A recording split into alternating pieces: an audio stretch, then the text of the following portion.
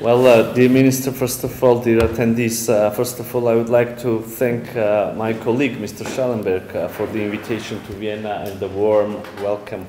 The contacts between the two countries and between me and my counterpart, my dear friend, including on the level of foreign ministers, are quite intensive, and today as well we had fruitful discussions on many issues of mutual interest.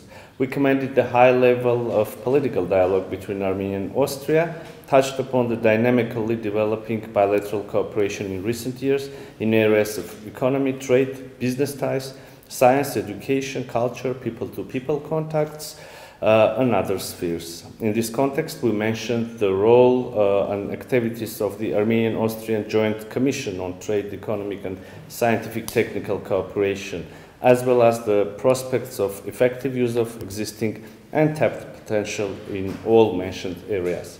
Mr. Minister, I'm glad to mention the significant increase in bilateral trade turnover between our countries during the first half of this year. In this context, I recall the Armenian-Austrian Business Forum that took place in Yerevan during your visit last year.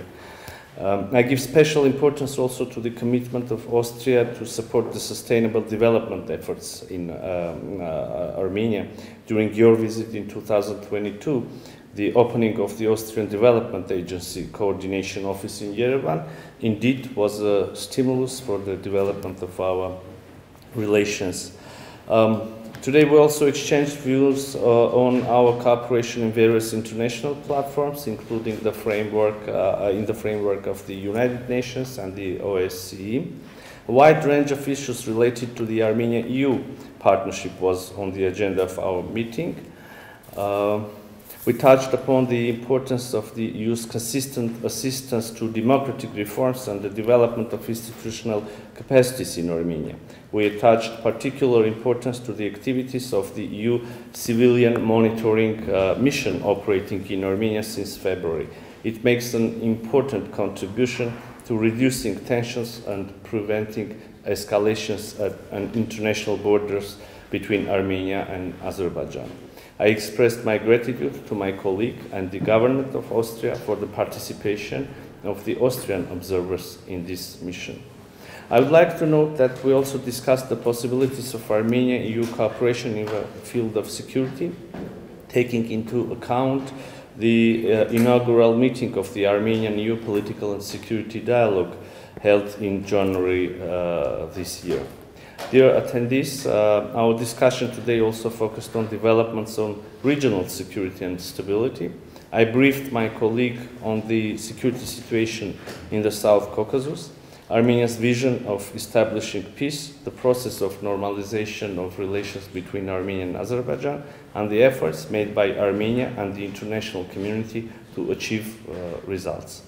We are confident, and I believe that Armenia is not alone on this, that stable peace in the region is possible if the issues of the rights and security of the people of Nagorno-Karabakh are properly addressed within the framework of an international mechanism through Stepanakert Baku dialogue.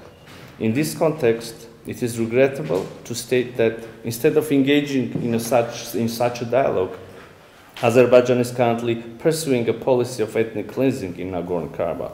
A clear manifestation of it is the blockade of Nagorno-Karabakh, which has been going on for more than 7 months now. Nagorno-Karabakh is now on the verge of a humanitarian catastrophe. This is happening in violation of international humanitarian norms and contrary to the numerous appeals of international actors, resolutions, and the legally binding order of the International Court of Justice of February 22, by the way, the court, which, by the way, the court reaffirmed with its order on July 6 this year.